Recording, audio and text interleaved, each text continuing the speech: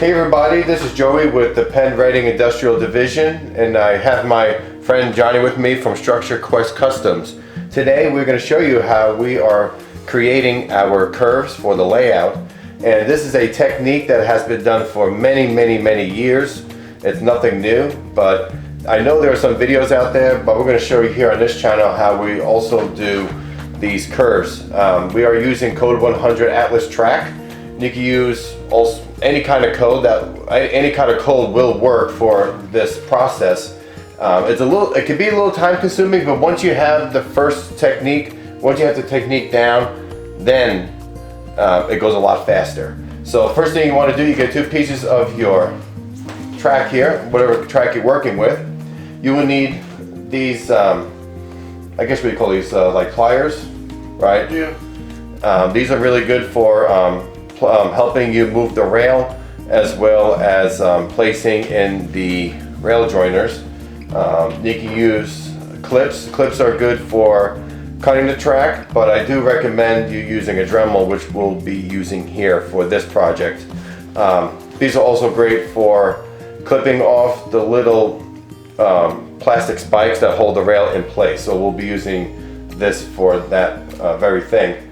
And so that's all you need. I mean, besides rail joiners, of course, to connect the track, these are the only tools that you will need to do this.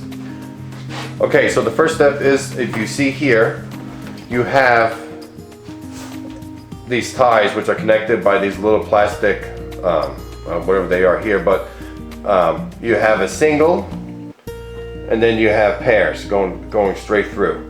What you want to do is make sure the track you have, make sure the inside rail is the one that is loose. Obviously that's not the one, that's the one that's loose. So we're going to flip this way. Make sure you have the right side here.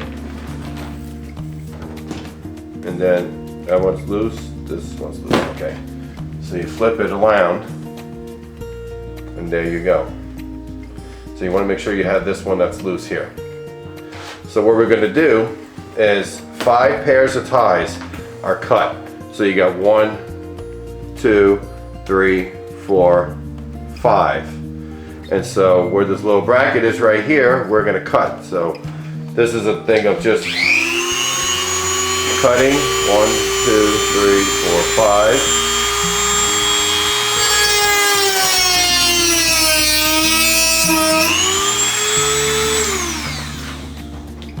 Okay.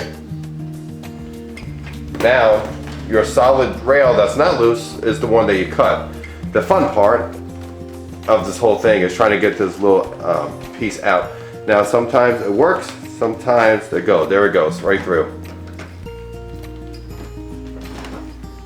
Gone, you don't want that. Now you're left with, like I said, 5 pairs of ties by itself. Now, when you have a break right here, you want to just make that loose, the one tie loose. So that's where the little clips come in handy. And so now it's loose. And what I do is you clip these two, you clip off those little fake spikes on those ties right here. And the one also with that rail that's sitting on, because your rail joiner is going to go right there. And sometimes you may need that extra tie just to adjust the rail joiner with the rail. So now we have the loose rail here. So what we're going to do is the same thing. We're going to go 1, 2, 3, 4, 5. we're going to cut off 5 pairs of ties. 1, 2, 3, 4, 5. Make sure I'm counting this right. It's confusing me here. 1, 2, 3, 4, 5. There it is. Okay. Right, there you go. So I don't know why I'm having a tough time seeing this. Oh, that's why. Okay, so you got the single ties here. You want to cut that off first. Get that single tie off. Now you got 5 pairs. So 1, 2, 3, 4, 5. There we go. That's what I was looking for. And clip those off. And then you can either take them off. You could probably break them off too. Snap them off. Works as well.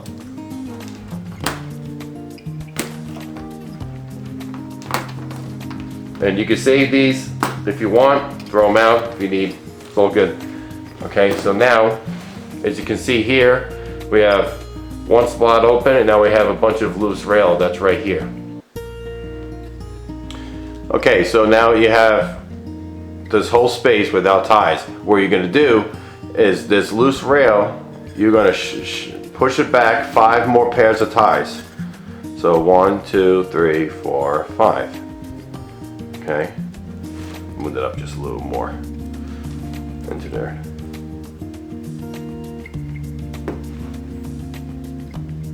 Okay, and on these 5th pair here, this is where you clip off those little fake spikes as well for your rail joiner.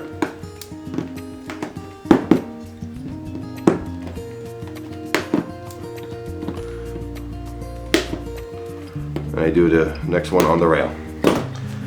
Now, like I said, I prefer the Dremel tool because it's great for keeping the rails nice and flush and clean compared to trying to file it down using these rail clips instead.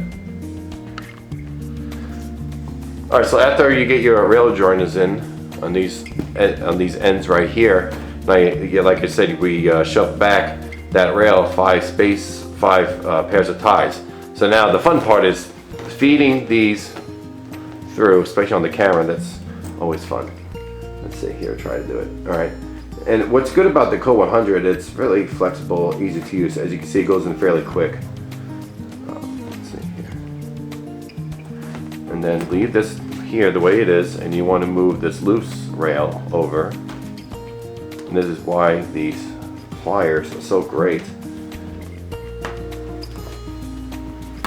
And a little shout out to Micromark is where you could get these tools from, and been using Micromark for a very long time, and they have been very generous in featuring the layout as well as a lot of the work I do on their Instagram page. Okay, so now you feed it through here. See, the fun part is just getting it up over that rail joiner. Ooh, there it goes, right in there. And ooh, and that's in there. Voila. So there you go. Look at that. Can't even tell where the rail joiners are, and it gives you such a beautiful curve. So we're gonna finish this track with Johnny, and we'll show you what the final result is. Okay, there's an important step that I need to address here. And you can see here, here's the other piece that we laid. This is the next piece that's prepped to go with this piece of rail. So as you can see here, they pretty much will join up, but you don't have a rail joiner here, if you can see that. Let me actually, there we go. You can see here. So what you need to do in order to set this up, you need to adjust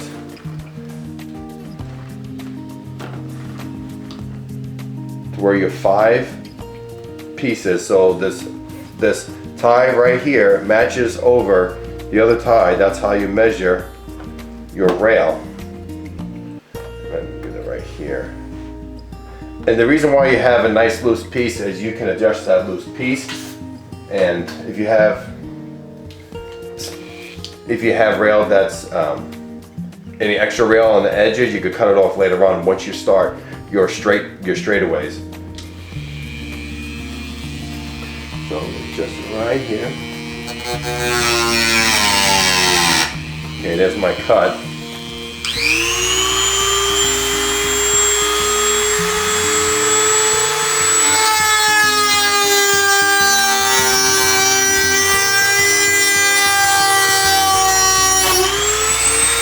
There we go. Put it on low. Oop, don't shut it off. Put it on low.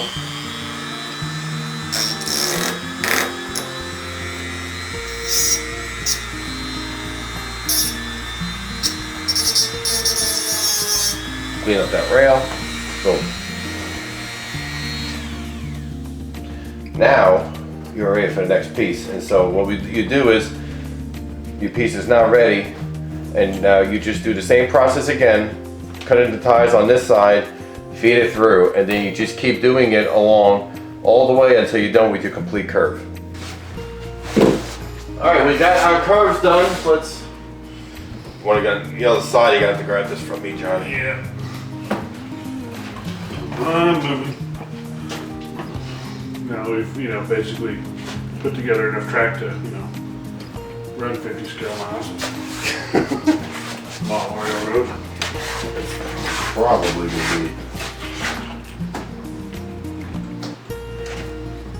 You look at your line down here. It's different? Yeah. Okay, then follow that. Yeah, that's what I was looking at to try and do.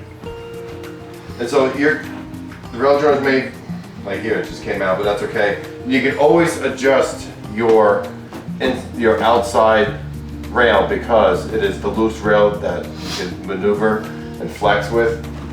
So when you're adjusting your curves, adjust it to where you need them to go, and then you'll be able to move the rail back in place, and then you'll have a smooth edge. So we're going to, a smooth join. Smooth what? Help me. Curve. Smooth curve. A little less kinks, that's it. Okay, let's do that. Okay, so now we do have the curves in place here. As you can see, they're very, very, very smooth. You can barely see any kinks. I don't see any kinks. Also, what's nice about this is that it's easy to adjust. Now, there are some times where you do have to adjust your joiners. Maybe you have to clip a little bit of those plastic spikes off to adjust them, but once you maneuver the rail and you close up the gaps, you'll have extra rail on each end to work with. That's the beauty of doing this kind of technique. As you can see here, we're going to put a few of the order racks on here. Even though I do model the 40s and 50s, we are accommodating the big boy. Johnny does have a big boy. I have another friend who has a blown turbine. Big blown turbine, and also we run order racks into model along with 40s and 50s era. We're rolling stock and locomotives, so let's put the order racks. Yeah, that's true too. 80 foot passenger cars. 86 foot. 86 foot, right? So yeah, so let's put them on and check out the radius as well as see the spacing between the cars. All right, as you can see here, we have some of our longer pieces of rolling stock on the layout, and you see how smooth these curves are. No soldering. And you can see the spacing is really, really nice when it comes to them passing each other. That way you can run a big boy on both loops without having an issue as far as space. And again, no kinks. Or the Challenger. Or the Challenger, yeah. I guess what that is. So yeah. So guys, here it is. If you have any questions, you can comment below. Other than that, I hope this is a great technique that you guys can use on your layout. Again, this is Joey with the Penn-Reading Industrial Division. Take care.